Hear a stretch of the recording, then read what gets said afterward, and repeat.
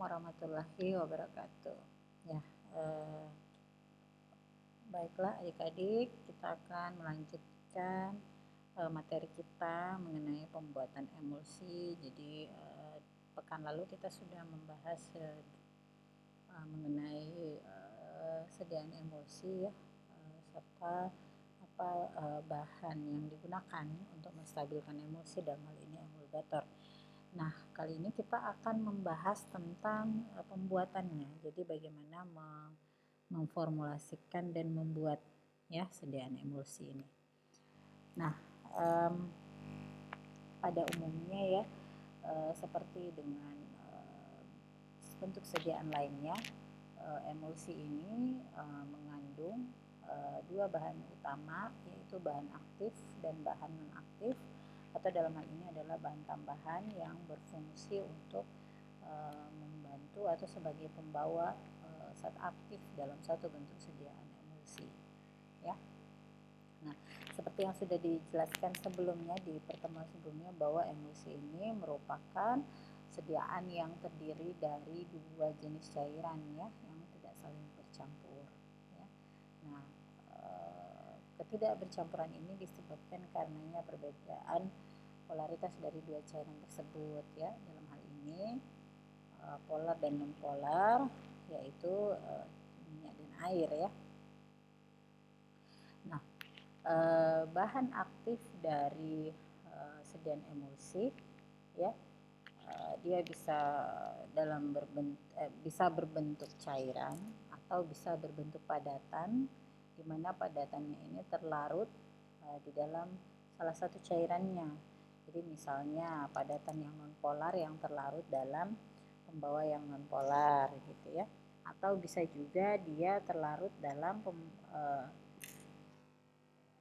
pembawa polar, namun kemudian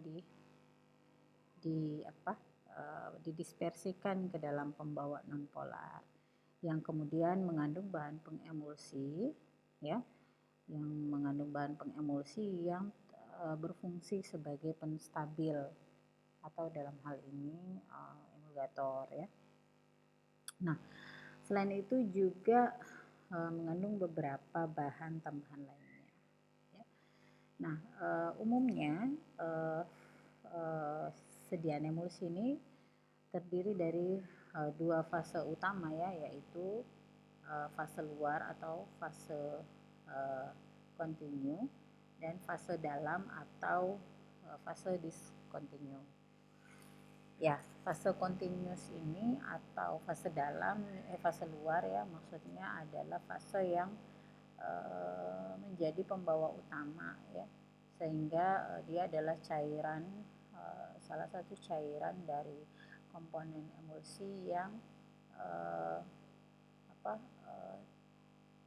tetap utuh, makanya dia disebut continuous fase atau fase kontinu. Jadi dia tetap utuh, tidak pecah menjadi droplet-droplet kecil ya, atau globul-globul kecil. Nah, kalau fase discontinue adalah fase yang terbentuk menjadi droplet ya, atau globul-globul kecil yang kemudian tersebar di fase kontinu atau pembawa atau dalam hal ini basisnya ya. Nah, karena emulsi ini terdiri dari dua cairan yang tidak saling bercampur, yaitu air dan minyak, maka cairan yang menjadi fase kontinu dan diskontinu ini bisa kedua-duanya ya. Jadi bisa air atau minyaknya, tergantung dari konsentrasi cairan yang mendominasi. Jadi cairan yang lebih banyak ya, apakah air ataukah minyak yang jauh lebih banyak, itu umumnya akan menjadi fase kontinu, dan cairan yang lebih sedikit akan pecah menjadi droplet-droplet yang tersebar di dalam fase kontinu, makanya dia disebut fase dalam ya. Kemudian pecah menjadi droplet-droplet yang tersebar ya, makanya dia disebut diskontinu. Jadi tergantung dari tipe emulsi yang terbentuk. Nah, selain itu, untuk mencegah terjadinya pertemuan fase diskontinu yang sudah terbentuk dalam hal ini menjadi pecah menjadi globul-globul atau droplet-droplet di dalam fase luarnya atau fase kontinu, maka perlu ditambahkan emulsifying agent atau bahan pengemulsi ya, untuk mencegah pertemuan droplet itu tadi, sehingga mencegah terjadinya pemisahan. Nah, bahan pengemulsi yang umum digunakan ya banyak ya, bisa emulgator dari surfaktan dan span, tapi untuk sediaan emulsi non oral ya, kalau yang oral tidak begitu dianjurkan. Kemudian dari natrium CMC atau dari cetal alkohol ya, atau bahan-bahan lainnya, ada dari karbomer ya, atau banyaklah yang sudah dipatenkan ya, yang sudah diolah atau dikoproses terlebih dahulu untuk membentuk satu bahan tambahan baru yang kemudian dipatenkan, seperti karbomel, karbowax ya. Nah, itu bisa menjadi bahan emulsifying agent atau bahan pengemulsi. Kemudian selain itu ditambahkan bahan pengawet ya. Nah, biasanya bahan pengawetnya ini adalah bahan pengawet yang bisa mengcover kedua fase. Jadi dia bisa melindungi fase minyaknya juga fase airnya. Jadi dalam hal ini pengawetnya bisa terlarut di dalam kedua fase tersebut. Nah, biasanya pakai asam borat ya, natrium benzoat, atau kombinasi metil dan propil paraben, di mana masing-masingnya akan larut di fase airnya, dan yang salah satunya akan larut di fase minyaknya. Jadi dikombinasikan ya. Kemudian selain itu juga mengandung bahan antioksidan ya. Jadi kenapa bahan antioksidan dibutuhkan di dalam sediaan emulsi? Karena adanya kandungan minyak ya, yang bisa menyebabkan tapi bisa terjadi reaksi autooksidasi karena adanya radikal bebas ya. Jadi radikal bebas ini bisa merusak komponen minyak di dalam emulsi, sehingga menyebabkan terjadinya reaksi autooksidasi. Nah, kalau itu terjadi bisa menyebabkan ketengikan pada minyak ya, berbau tengik. Karena itu perlu ditambahkan antioksidan, sehingga antioksidannya yang nantinya bereaksi dengan radikal bebas dan fase minyak dalam emulsi akan terhindar dari autooksidasi. Atau kalau memang sediaannya mengandung zat aktif yang mudah teroksidasi ya, gitu ya. Jadi ya perlu ditambahkan antioksidan. Kemudian bahan-bahan tambahan lainnya yang secara estetika dibutuhkan ya, untuk meningkatkan aseptibilitas atau penerimaan pasien, seperti pewarna, pengaroma kalau dia oral ya, perasa ya. Nah, itu. Terus kalau dia adalah emulsi untuk topikal ya, dia perlu penambahan bahan thickening, humectant ya, atau emollient untuk menambah aseptibilitas ketika dia diaplikasikan pada kulit. Jadi menambah kelembaban, memudahkan penyebaran ya, dan sebagainya. Jadi itu ya beberapa formula umum ya, kandungan umum di dalam sediaan emulsi. Nah, kemudian dalam membuat satu sediaan emulsi, tentu bahan tambahan yang paling utama yang perlu kita tentukan adalah zat pengemulsinya atau bahan pengemulsi ya. Nah, sebelumnya sudah dijelaskan ya mengenai emulgator, bahwa pengemulsi yang digunakan dalam pembuatan sediaan emulsi itu bisa dibedakan dalam 3 golongan besar ya, yaitu dari golongan surfaktan ya, kemudian dari golongan koloid hidrofilik, dan zat padat yang terbagi halus ya. Nah, ini kan kemarin sudah dijelaskan ya detail ya di materi emulgator, nanti bisa di refresh kembali di rekaman sebelumnya. bagaimana masing-masing mekanisme kerja dari bahan pengemulsi ketika menstabilkan emulsi. Nah, kemudian kapan kita memilih pengemulsi yang sesuai dalam pembuatan sediaan emulsi? Ya, yang pertama ya tentu berdasarkan stabilitas yang diharapkan atau dalam hal ini shelf life yang dikehendaki. Ya, jadi karena emulsi ini sangat bergantung, stabilitasnya sangat bergantung pada bahan pengemulsi yang menstabilkan emulsi. Jadi harus memilih pengemulsi yang bisa mempertahankan stabilitasnya dan bisa menjaga shelf life-nya hingga batas waktu yang bisa dibilang long time gitu ya.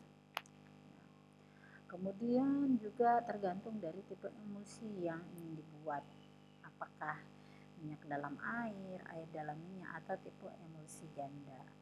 Nah, tipe emulsi ini kita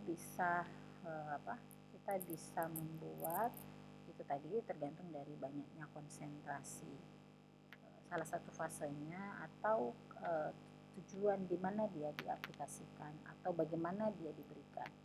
Apakah dia rute oral atau rute non oral. Umumnya kalau rute oral sih ya emulsi yang sebaiknya ya yang dibuat tuh adalah emulsi minyak dalam air, karena kan mau meminum mau menelan gitu ya, karena oral kan ya harusnya pembawa yang lebih sesuai adalah pembawa air sehingga secara estetika lebih enak ya, lebih mudah untuk ditelan. Kalau untuk sediaan topikal, emulsi sediaan topikal umumnya ya itu dia dalam bentuk air dalam minyak, karena minyaknya nanti ini akan membantu konsentrasi minyak yang lebih banyak akan membantu proses difusi dan absorpsi di kulit ya kalau dia perkutan ya. Dan nanti kenapa ya, karena nanti kan di kulitnya ada stratum corneum yang sangat berlemak sehingga dia cocok untuk sediaan yang mengandung lemak agar mampu membawa zat aktif untuk berdifusi melewati stratum corneum yang mengandung banyak lemak gitu ya. Kemudian juga biaya tentu ya, kalau di industri ya tentu industri itu memilih yang bisa menstabilkan dan bisa membentuk emulsi yang diharapkan dan dengan biaya yang lebih ekonomis ya.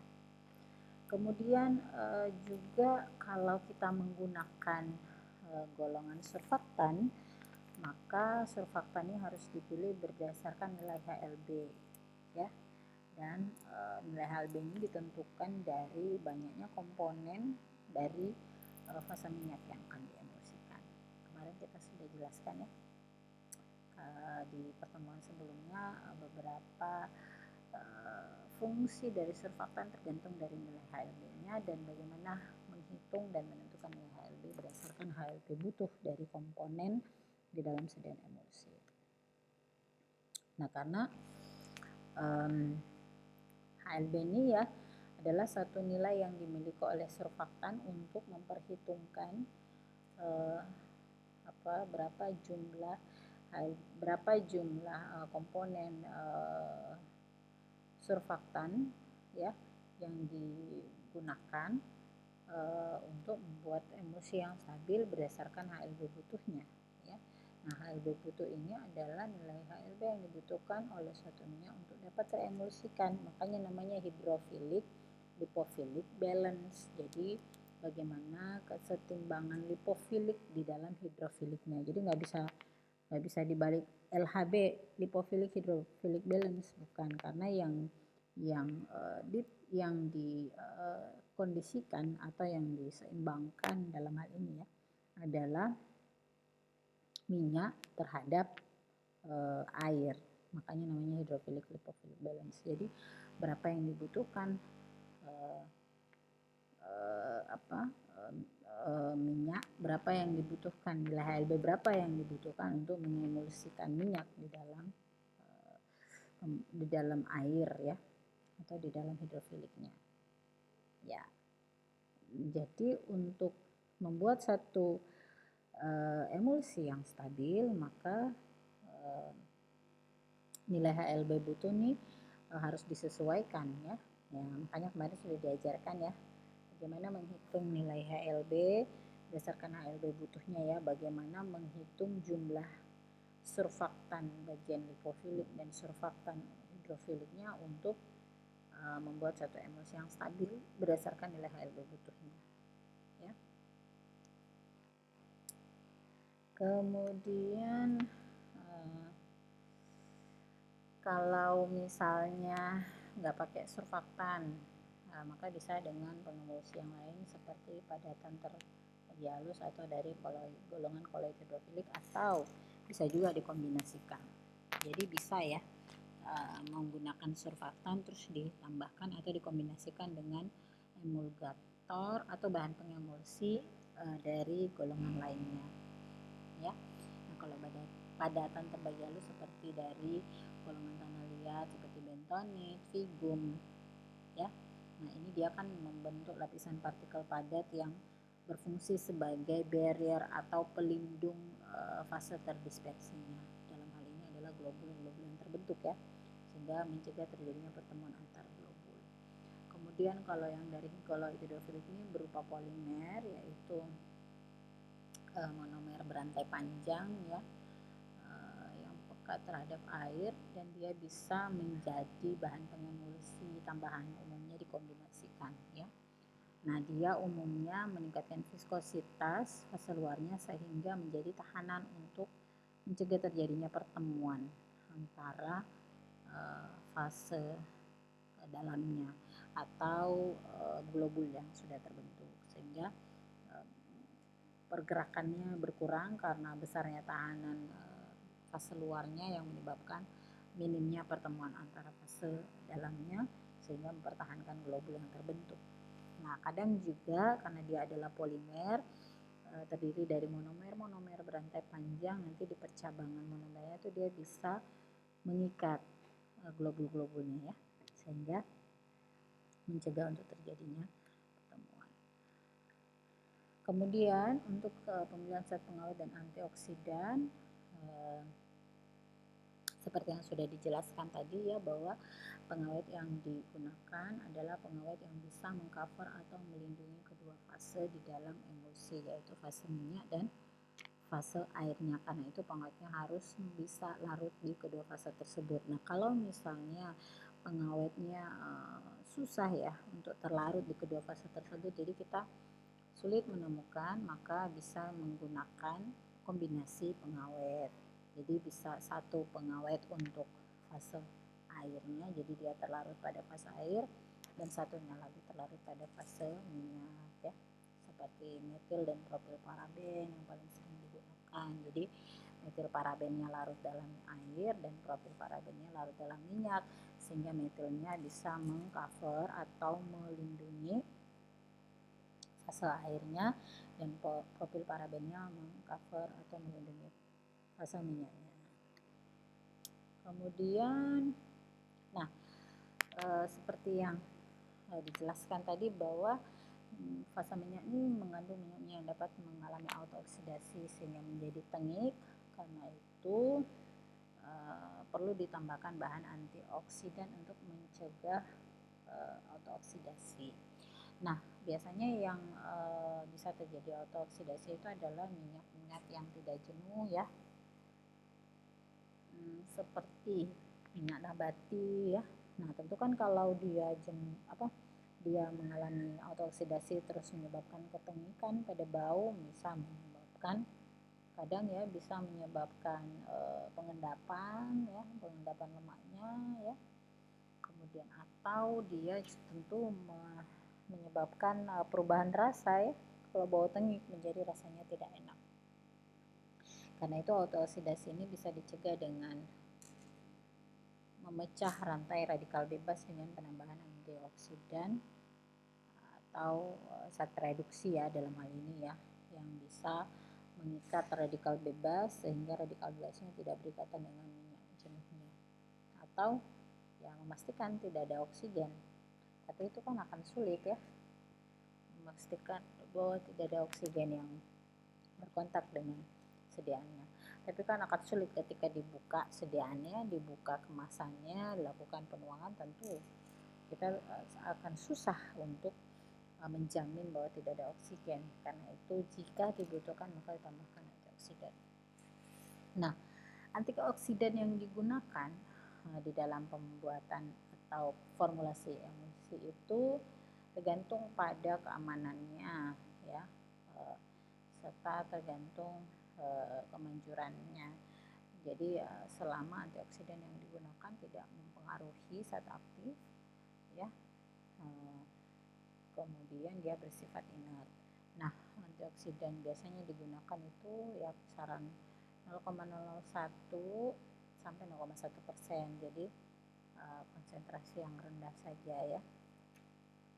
Nah, banyak ya jenis antioksidan yang bisa digunakan: asam galat, profil galat, asam askorbat, alfa tokoferol, dan lain sebagainya. Kalau BHT, BHA kayaknya sudah jarang digunakan, tapi tergantung lagi konsentrasinya, karena kan BHT sama BHA ini antioksidan yang bisa menyebabkan karsinogenik, tapi kalau konsentrasinya sangat tinggi ya. Gitu. Kemudian, nah sekarang kita masuk ke pembuatannya ya. Nah, pembuatan mungkin adik-adik sudah pernah ngeliat di video penjelasan dari laboratorium ya, bagaimana membuat emulsi dengan beberapa metode ya. Nah, pembuatan emulsi itu umumnya ada 4 metode ya yang bisa digunakan, yaitu metode gum basah atau disebut dengan metode Inggris, kemudian metode gum kering atau metode kontinental, kemudian metode botol untuk bahan-bahan yang mengandung minyak yang mudah menguap, dan metode Baker. Nah, metode Baker yang paling umum ya yang digunakan. Nah, kita bahas satu-satu ya. Nah, untuk metode gum basah itu adalah metode yang digunakan untuk membuat emulsi dengan kandungan mucilago atau larutan gum. Jadi larutan gum yang dibuat membentuk satu mucilago kental, lalu nanti pada saat pembentukan mucilagonya ditambahkan air dan minyak, tapi dengan pengadukan konstan dengan RPM yang tinggi ya, tinggi, makanya biasanya pakai mixer. Kemudian kalau dia sudah semakin kental ya, baru kita tambahkan sedikit demi sedikit airnya ya. Nanti kalau sambil ditambahkan jadi sambil tambah minyak, sambil tambah air sedikit-sedikit, tambahin minyak gitu ya. Nah, kemudian kalau seluruh minyaknya sudah ditambahkan dalam emulsi, baru dicukupkanlah dengan pembawa air. Jadi umumnya metode gum basah ini bisa membentuk emulsi minyak dalam air ataupun air dalam minyak ya. Nah, kalau bedanya gum kering ya, pembuatan mucilago, pembuatan gumnya ya kering. Bedanya dengan metode basah, kalau metode kering ini emulsinya ya, emulsi intinya ya, emulsi induknya itu langsung semua bagian minyaknya. Jadi bukan ditambahkan sedikit-sedikit, bukan ditambahkan sedikit-sedikit dengan fase air, tapi langsung ditambahkan seluruh bagian minyak, di mana gumnya itu didispersikan. Jadi gumnya dalam keadaan kering, tidak dibuat mucilago dengan air. Makanya dia disebut metode gum kering. Jadi gumnya didispersikan ke dalam minyak, kemudian ditambahkan air. Nah, biasanya perbandingan konsentrasi jumlah minyak, air, dan pengemulsinya dalam hal ini gumnya ya, untuk gum kering itu 4:2:1, di mana 4 adalah jumlah minyaknya dan 2 adalah jumlah airnya dan satunya adalah konsentrasi gumnya. Dan pembuatan metode gum kering ini umumnya ya, untuk tipe emulsi air dalam minyak. Kemudian metode botol ini untuk emulsi yang mengandung minyak menguap ya, jadi minyak dengan dia non viskos, jadi minyaknya sangat encer dan mudah menguap, biasanya mengandung minyak aromatik ya. Ini dia harus dimasukkan ke dalam botol untuk mencegah terjadinya penguapan. Nanti di dalam botol itu ditambahkan gum dalam kondisi kering ya, dan segera didispersikan dengan pengocokan di dalam botol. Setelah dispersi terbentuk baru ditambahkan air. Jadi hampir sama dengan gum kering, cuman bedanya dia dalam kondisi kedap, untuk pencampurannya dalam kondisi kedap untuk mencegah terjadinya penguapan. Kemudian metode Becker. Kalau metode Becker ini umumnya pakai bantuan pemanasan ya. Nah, ini untuk pembuatan emulsi yang menggunakan surfaktan sintetik sebagai emulgatornya. Jadi biasanya sih ini untuk emulsi non oral ya. Nah, jadi bahan-bahan yang larut minyak dan larut airnya dipisahkan dengan emulgator masing-masing. Jadi emulgator fase minyak dan emulgator fase air ya. Jadi masing-masing dilarutkan dulu ya. Bahan minyak dilarutkan, bahan air dilarutkan. Jadi kalau misalnya misalnya komposisi lainnya ya, misalnya komposisi lainnya mengandung bahan yang larut minyak, yang larut minyak dilarutkan bersama minyak, yang larut air dilarutkan bersama air, kemudian ditambahkan masing-masing emulgatornya ya. Emulgator fase minyak, emulgator fase air, itu dilarutkan terpisah ya. Kemudian kalau ada yang perlu dileburkan dengan pemanasan, bisa dengan pemanasan 70 derajat Celcius ya, lalu dilakukan pendinginan. Atau misalnya ya, cuman salah satunya yang dipanaskan, misalnya cuman fase airnya aja yang dipanaskan, maka dipanaskan fase airnya hingga suhu 70 derajat, terus didinginkan dulu sampai dapat suhu yang sama dengan fase minyaknya. Nanti kalau sudah sama suhunya baru dia masing-masing ditambahkan sambil diaduk. Tapi kalau misalnya pokoknya harus sama suhunya, tidak boleh terjadi perbedaan suhu kemudian langsung ditambahkan. Jadi kalau misalnya fase airnya dipanaskan terus langsung ditambahkan ke fase minyak, itu tidak bisa ya, karena fluktuasi suhu bisa menyebabkan kegagalan emulsi. Kegagalan emulsi apa saja yang bisa terjadi karena pemanasan atau fluktuasi suhu, itu nanti akan dijelaskan selanjutnya. Nah, ketika ditambahkan fase air dan fase minyak yang sudah didispersikan, yang sudah mengandung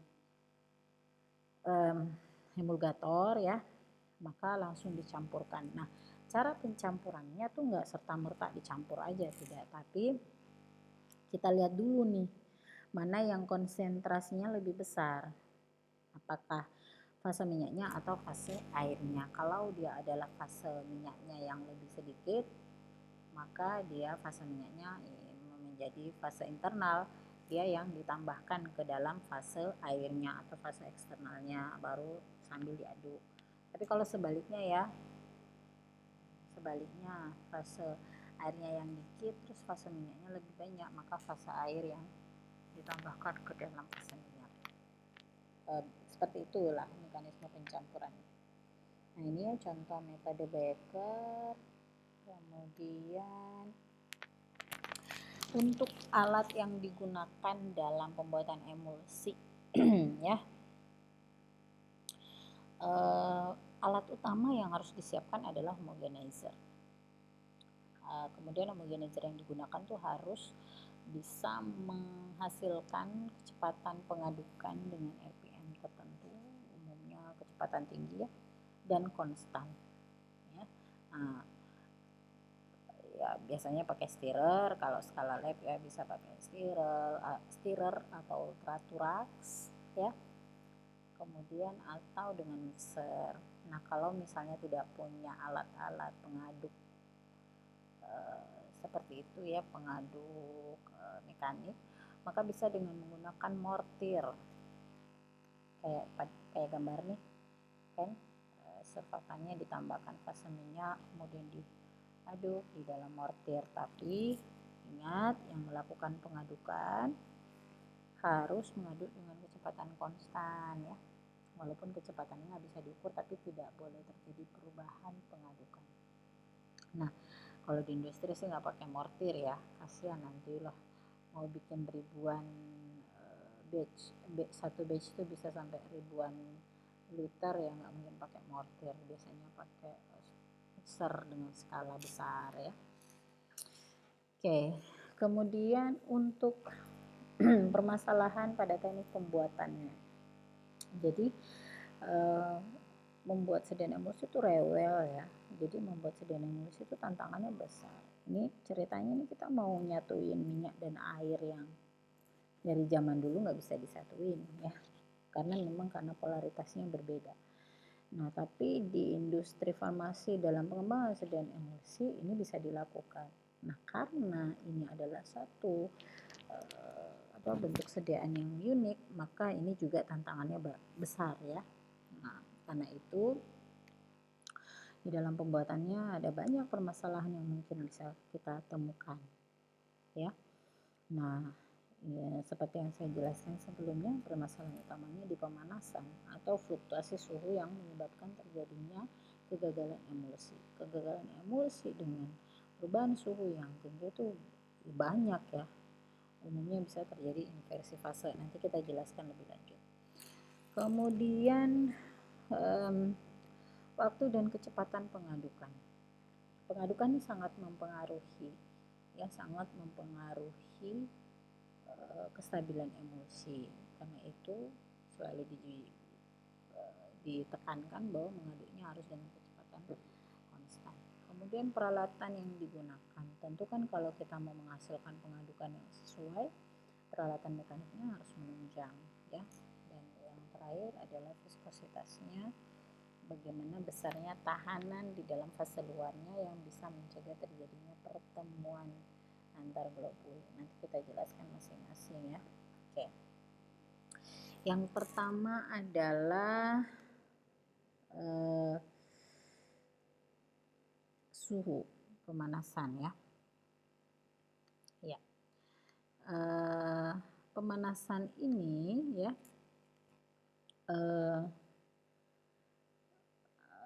bisa menyebabkan kegagalan kalau itu tadi ada fluktuasi yang terjadi. Jadi karena itu pada saat fase minyak dan fase air mau dicampurkan ketika kita akan membuat suatu emulsi, itu harus dalam kondisi suhu yang sama, karena suhu yang berbeda itu akan menyebabkan terjadinya fluktuasi suhu yang bisa menyebabkan pemisahan, paling jeleknya pemisahan, atau bisa juga terjadi inversi fase atau perubahan fase. Jadi kayaknya tadinya sih prediksinya akan terbentuk emulsi tipe minyak dalam air, kok yang jadinya malah air dalam minyak.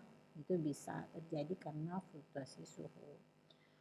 Atau juga bisa menyebabkan koalesen. Kenapa? Karena peningkatan suhu atau suhu tinggi karena pemanasan itu bisa menyebabkan tegangan permukaan dan viskositas menjadi turun. Umumnya viskositas itu bisa dipengaruhi oleh suhu ya. Semakin tinggi suhu semakin menyebabkan terjadinya penurunan viskositas, sehingga proses emulsifikasi menjadi lebih mudah. Tapi sayangnya tantangannya, peningkatan suhu ini bisa menyebabkan energi kinetik globulnya meningkat, sehingga tuh globulnya atau fase dispersinya ya itu akan bergerak semakin cepat karena meningkatnya energi kinetiknya. Nah, karena ini bisa menyebabkan terjadinya tubukan. Jadi globulnya itu bergerak sana kemari, saling bertemu, akhirnya bertubukan. Nah, tabrakan antar globul ini bisa menyebabkan lapisan yang ada di luar globul itu menjadi rusak. Nah, Kalau sudah jadi rusak kan biasanya lapisannya ini dibentuk oleh surfaktannya ya, untuk melindungi globul yang sudah terbentuk. Nah, kalau dia jadi rusak, ini bisa menghasilkan atau menyebabkan bersatunya globul satu sama lain, menyebabkan coalescence, sehingga globulnya menjadi lebih besar ya, karena kan saling tabrakan, akhirnya ketemu, rusak tuh lapisan monolayernya, akhirnya bersatu, globulnya membentuk coalescence ya. Nah, karena itu kalau misalnya dia dipanaskan, jangan terlalu tinggi suhunya ya. Suhu pencampuran yang baik itu 60 sampai 70 derajat Celcius saja untuk mencegah terjadinya peningkatan energi kinetik globul. Ya, tapi ya itu harus sama-sama dipanaskan kalau mau meningkatkan suhu dengan tujuan untuk menurunkan viskositas sehingga emulsifikasi menjadi lebih mudah, itu boleh dilakukan ya, tapi kedua fase harus dalam kondisi suhu yang sama. Tapi kalau salah satu fase tidak stabil dengan suhu tersebut, maka ya jangan dilakukan. Jadi yang dilakukan adalah memanaskan satu fase saja sesuai dengan kebutuhan peleburan ya, lalu didinginkan dulu, baru dicampurkan di fase lainnya yang tidak dipanaskan. Kemudian di dalam pembuatan emulsi itu yang paling penting adalah istilah fase intervention temperature atau PIT ya, dimana peningkatan suhu ini akan meningkatkan kelarutan ya. Nah, tapi kalau suhu lebih besar di atas fase intervention temperaturnya, itu bisa menyebabkan terjadinya perubahan kelarutan. Nah, hal inilah yang menyebabkan terjadinya inversi fase atau perubahan tipe emulsi yang terbentuk ya. Kenapa? Karena tingginya suhu, kalau suhu yang digunakan jauh lebih tinggi dari fase intervention temperatur, karena kan peningkatan suhu yang dilakukan itu tujuannya untuk melarutkan bahan atau komponen yang mau dilarutkan di salah satu fasenya. Karena itu kalau kita memanaskan di atas suhu kelarutannya, suhu pitnya, itu yang bisa menyebabkan inversi fase ya. Kemudian selain itu kalau sudah ditingkatkan, kelarutan surfaktan di dalam air jadi berkurang. Jadi kalau surfaktan untuk fase air kemudian kita panaskan, itu kelarutan surfaktannya jadi berkurang sehingga dia tidak bisa mengcover dengan baik karena misel-miselnya menjadi pecah.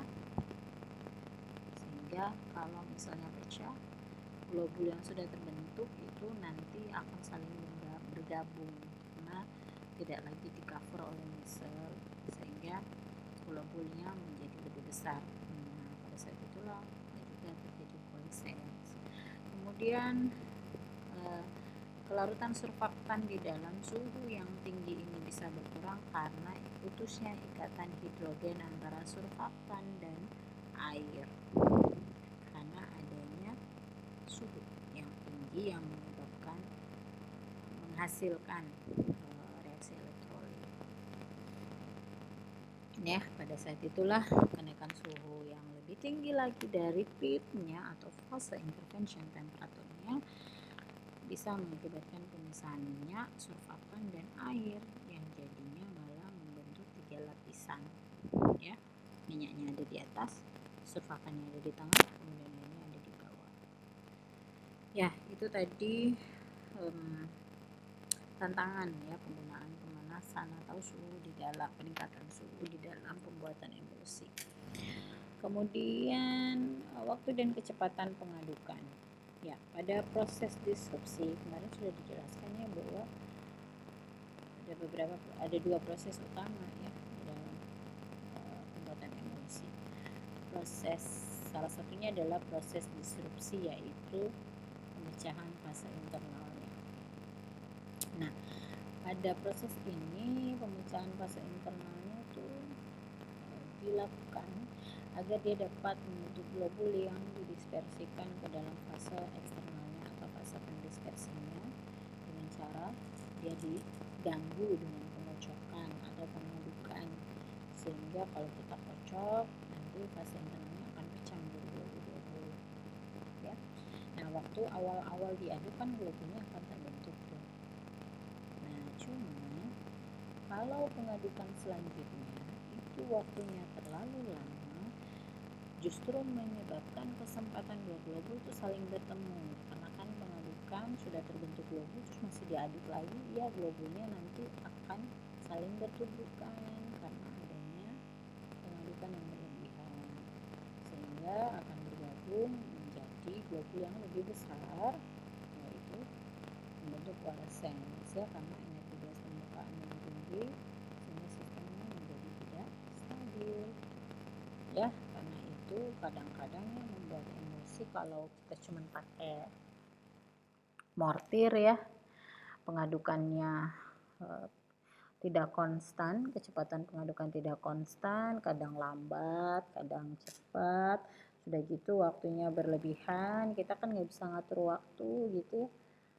Akhirnya yang tadinya globul sudah terbentuk karena pengadukan masih terus dilakukan dengan kecepatan yang tidak seragam, menyebabkan terjadinya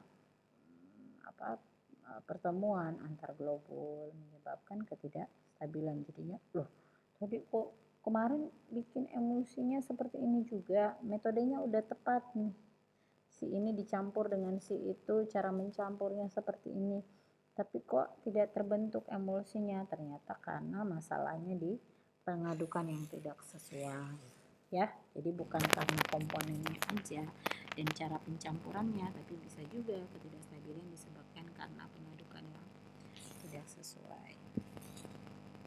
Nah, setelah proses disrupsi, proses selanjutnya adalah proses stabilisasi ya. Jadi itu ya dua proses utama dalam buatan emulsi. Yang pertama proses pemecahan fase internal menjadi globul, dan yang kedua adalah fase menstabilkan globul menjadi tetap menjadi globul atau mencegah pertemuannya. Nah, itulah yang disebut proses stabilisasi.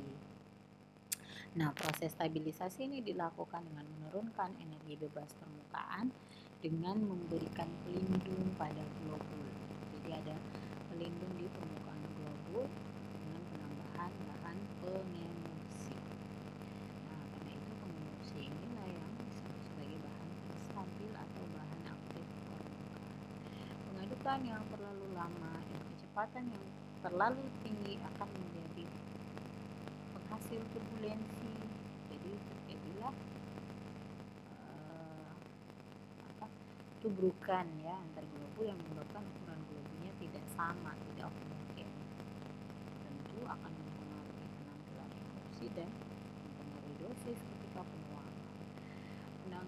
Pengadukan yang terlalu lama ini bisa menyebabkan itu tadi ya, energi kinetik meningkat, tubrukan antar globul juga dapat terjadi.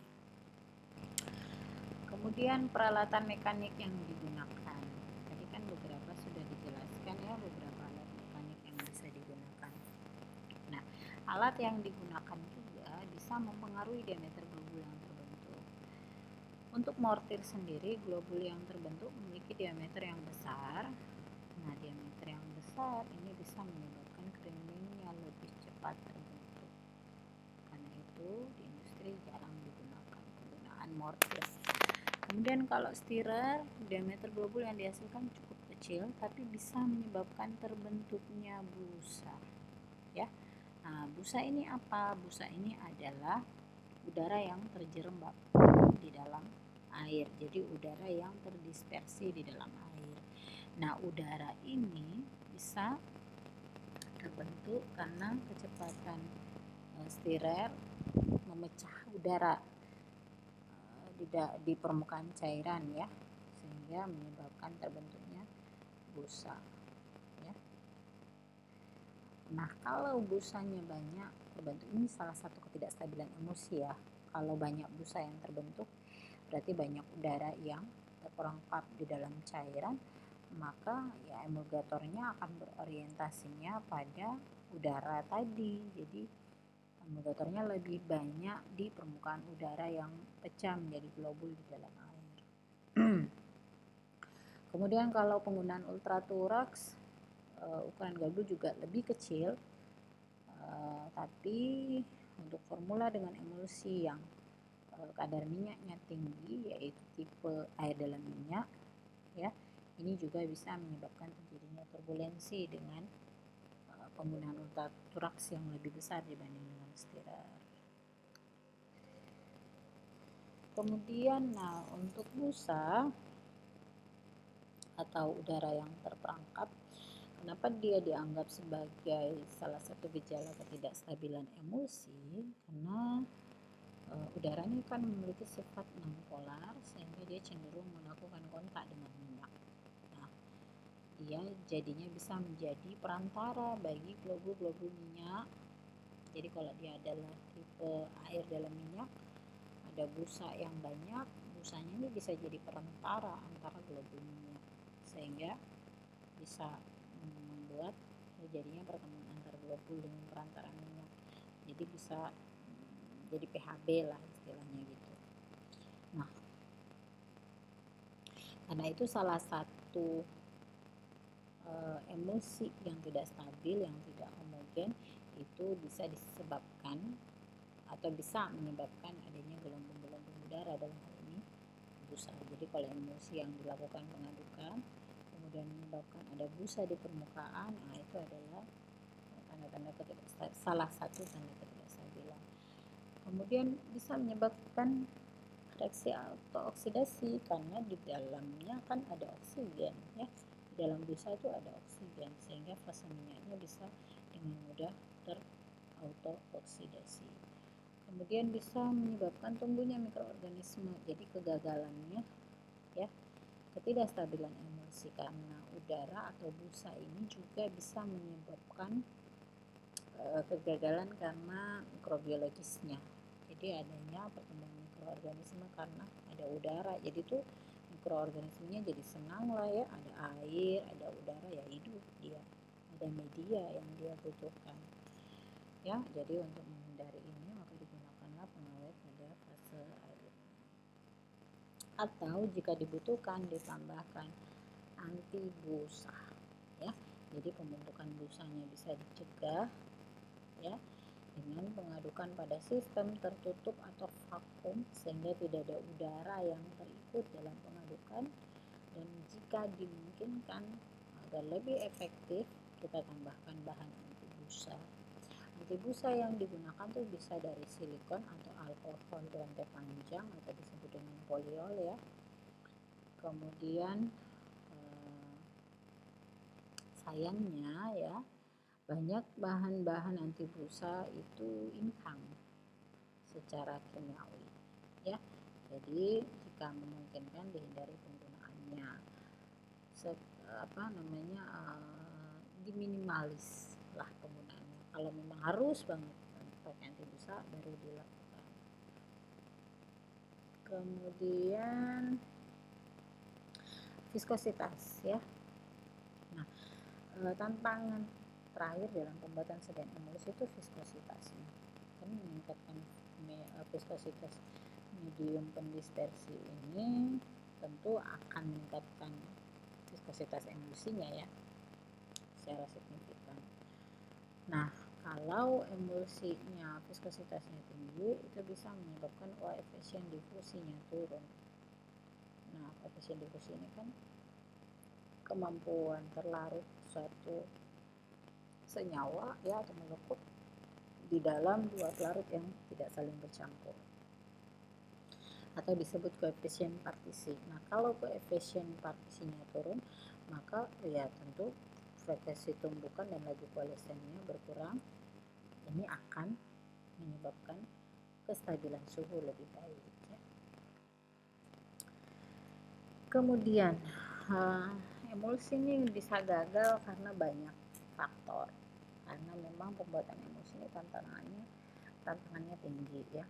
Jadi bisa karena pemilihan emulgator yang kurang tepat, ya, karena emulgatornya sudah tepat, sudah sesuai konsentrasi, tapi dia terurai, ya. Kemudian atau metode yang digunakan, metode yang dipilih tidak tepat, atau proses pencampuran yang tidak sesuai. Kemudian atau saat pengemulsinya peka terhadap perubahan suhu, kalau misalnya perlu perubahan suhu dalam pembuatannya, kemudian terjadi fluktuasi suhu dan emulsinya sangat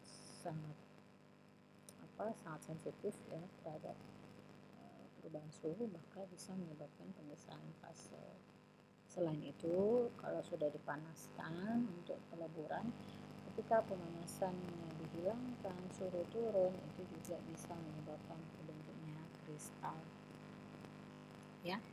Kemudian penambahan bahan elektrolit, atau karena memang ada bahan elektrolit dalam jumlah yang tidak tepat.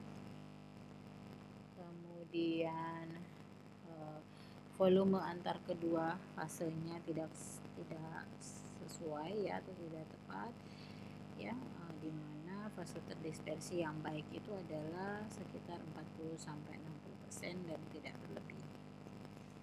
Kemudian adanya ukuran globul yang tidak seragam, bisa jadi karena pengadukan yang tidak sesuai, metode yang digunakan tidak sesuai, dan alat ya, peralatan mekanik yang tidak sesuai.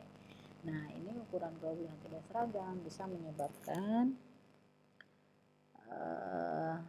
penggabungan globul, karena ada globul besar, ada globul kecil. Nanti globul kecilnya bisa mengisi ruang antar globul besar, menyebabkan globulnya bergabung karena ada pengaruh kohesi. Kemudian penyimpanan yang tidak sesuai, yang bisa menyebabkan autooksidasi, akhirnya menghasilkan ketengikan. Ya. Kemudian yaitu tadi karena penurunan suhu menyebabkan kristalisasi. Karena itu umumnya ditambah anti-cap locking ya. Gitu.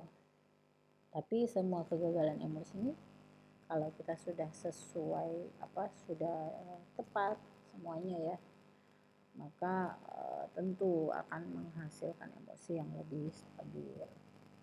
Kemudian kalau emulsi itu kan dalam penyimpanannya udah jadi nih, udah stabil, tapi belum tentu setelah jadi dia stabil ya, tapi ada juga kegagalan karena penyimpanannya. Jadi yang terjadi itu kan partikel ini kan selalu berpartikel globul-globul yang ada di dalam fase eksternalnya ini kan akan selalu bergerak, menghasilkan gerak brown. Gerak brown ini gerak acak yang tidak beraturan.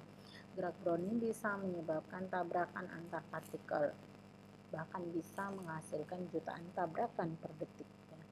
Karena tabrakan ini menyebabkan interaksi antar globul, antar bahan. Karena adanya pengaruh gaya gravitasi menyebabkan partikel dalam emulsi itu menjadi mengendap ya. Nah, kalau dia globularnya dari komponen lemak atau minyaknya ya bisa menyebabkan flokulasi dan kering. Kalau dia dari bahan padatan mengikuti gaya gravitasi ya dia bisa membentuk sedimentasi ya. Selain itu gaya gravitasi yang terjadi, gaya gravitasi yang ada gitu ya, pengaruh gaya gravitasi menyebabkan terjadinya sedimentasi yang menghasilkan interaksi makromolekuler sehingga terjadilah capping ya. Karena itu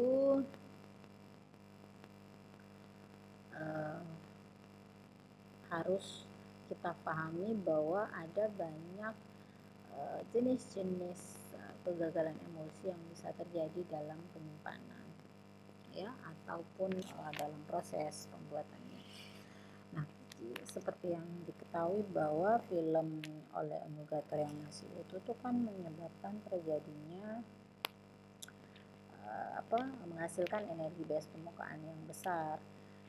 Secara termodinamika ini tentu tidak stabil, karena itu dia berusaha untuk memenuhi kestabilan termodinamika. Jadi emulsi ini berusaha memperkecil luas permukaannya yang menyebabkan pertemuan antar globul sehingga globulnya menjadi lebih besar, menghasilkanlah flokulasi, creaming, ya. Filmnya jadi rusak, membentuk koalesen, karena itu perlu demulsifikasi kembali. Inilah yang beberapa tantangan di dalam sediaan emulsi. Nah, berikut ini kita akan bahas beberapa gejala ketidakstabilan emulsi ya, yang sudah kita bicarakan tadi. Jadi ada yang disebut coalescence dan Oswald ripening, kemudian flokulasi dan koagula, creaming, inversi fase, dan perubahan lainnya.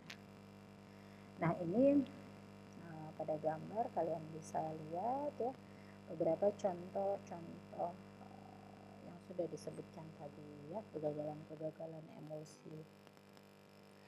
Ya, yang gambar pertama ini kan adalah emulsi stabilnya ya awalnya ya. Jadi emulsi yang baru saja dibuat ini tipenya minyak dalam air ya. Jadi airnya bening, minyaknya yang diarsir berwarna abu-abu ya. Nah, ketidakstabilannya bisa menjadi nih nomor 2, ini namanya flokulasi. Jadi flokulasi ini penggumpalan antar globul.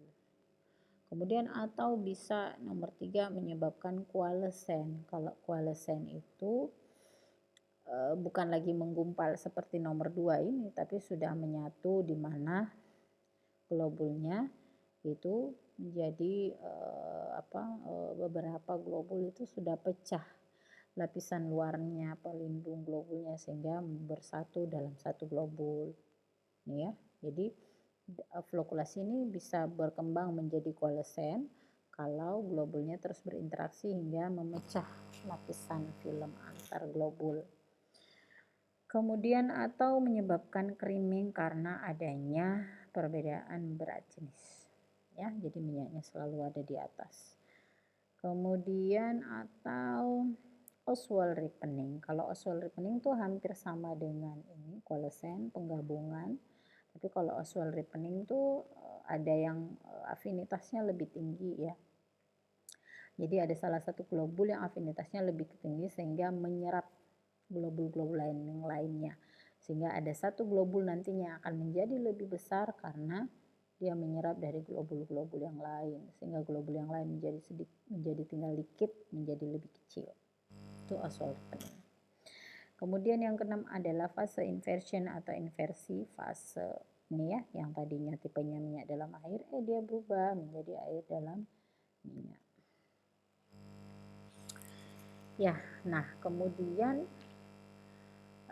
ketidakstabilan emulsi ini ada yang reversible, ada yang reversible ya. Ada yang bisa didemulsifikasi kembali dengan pengocokan, ada yang sudah susah ya. Sudah susah untuk dikembalikan lagi ke ke emulsi yang lebih stabil. Nanti dibahas satu-satu lah. Nih, yang pertama creaming dan sedimentasi. Jadi creaming ini terpisahnya emulsi menjadi 2 lapisan ya, dimana yang satu mengandung fase dispersi lebih banyak daripada lapisan yang lain, dan ini dia bersifat reversibel, jadi bisa terdispersi kembali dengan pengocokan. Bedanya kalau sedimentasi itu gerakannya ke bawah, kalau creaming gerakan endapannya ke atas ya, karena perbedaan berat jenis dan karena pengaruh gravitasi. Kemudian, nah ini ya tergantung dari hukum Stokes ya. Jadi kecepatan sedimentasi ini berbanding lurus dengan jari-jari, artinya semakin besar ukuran globulnya semakin besar kecepatan sedimentasi yang dihasilkan. Begitu juga dengan viskositas ya, semakin rendah dia berbanding terbalik ya. Semakin rendah viskositasnya, semakin tinggi kecepatan sedimentasinya. Kemudian kalau flokulasi, pembentukan globul menjadi lebih globulnya saling menggumpal ya, sehingga menjadi globul lebih besar. Ini dia bersifat reversible, dia bisa didispersikan lagi kembali dengan pengocokan. Bedanya kalau coalescent itu dia irreversible, tidak bisa lagi kita perbaiki ya, karena kalau coalescent tuh filmnya jadi pecah ya, sehingga bukan lagi bergabung tapi menyatu ya. Jadi bukan lagi penggumpalan globul, tapi globul yang satu dengan yang lainnya sudah saling bersatu karena pecahnya film ya, rusaknya film, sehingga dia susah untuk didispersikan kembali. Ini bisa karena pemanasan, penyaringan, pendinginan dan pengadukan, atau penambahan bahan-bahan yang menyebabkan rusaknya emulgator atau lapisan film yang terbentuk di luar globul. Nah, kalau Oswald ripening, nah ini ya bedanya. Kalau Oswald ripening ini hampir sama dengan coalescent, emulsinya itu sering bertabrakan, akhirnya lapisan film rusak, terjadi penggabungan globul. Nah, bedanya kalau Oswald ripening dropletnya bertabrakan satu sama lain, di mana yang saling bertabrakan salah satunya afinitasnya lebih besar, sehingga menyebabkan dia menyerap yang menyerap globul yang lainnya, sehingga akhirnya menjadi kecil nih, lama-lama menjadi kecil dan salah satunya menjadi lebih besar ya. Nah, ini juga irreversible. Kemudian, nah ini ya bedanya kalau coalescent tuh dengan Oswald ripening, domain tetesan coalescent itu bersentuhan langsung. Kalau Oswald ripening dia hanya menjadi medium transfer fase eksternalnya, sehingga salah satunya akan bertransfer ke tetesan atau globul lainnya, menyebabkan globul lainnya menjadi lebih besar dan globul yang bertransfer menjadi lebih kecil. Kalau inversi fase perubahan tipe ya, nah ini juga irreversible, tidak bisa lagi kita kembalikan ya. Jadi dia bisa berubah dari minyak menjadi minyak dalam air menjadi air dalam minyak. Nah, selanjutnya kita masuk ke evaluasi kestabilan emulsi. Sebenarnya hampir mirip dengan larutan dan suspensi ya.